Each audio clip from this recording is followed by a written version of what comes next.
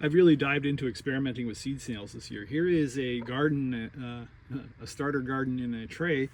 So I've got some tomatoes, onions, strawberries, got to have flowers, got some dahlias, got some peppers, and some Spanish onions. I'm going to give this to a sister of mine who wanted to start a garden, and I would have never guessed you could put a whole garden in one tray. So I've been using seed snails different ways, and I wanted to run through them quickly for you and help have a discussion with you. If you're interested, hit the like and subscribe. It helps grow the channel. So here's a pretty traditional seed snail. There's some petunias.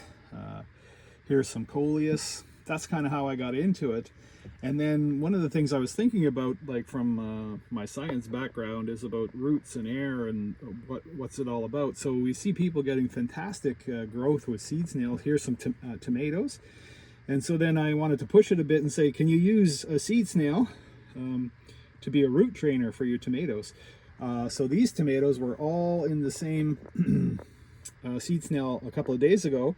And we know it's notorious to touch tomato roots, but I thought I'm going to go for it. So what I did is I doubled the depth of the seed snail and planted these guys down into the cotyledon.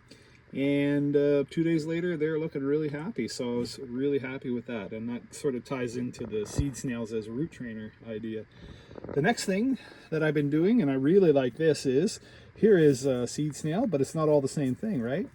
I've got petunias, I've got nasturtiums in there, I got some snapdragons, some ornamental grass.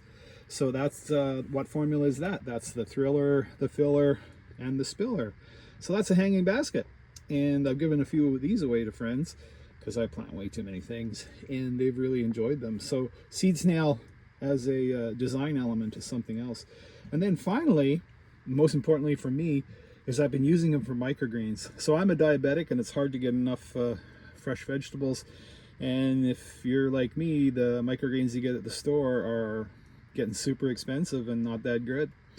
And so I've been using arugula, lettuce, and sunflowers in particular.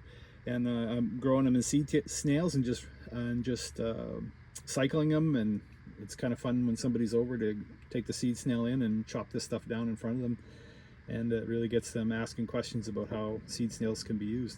How are you using seed snails? I don't think I'm ever going back.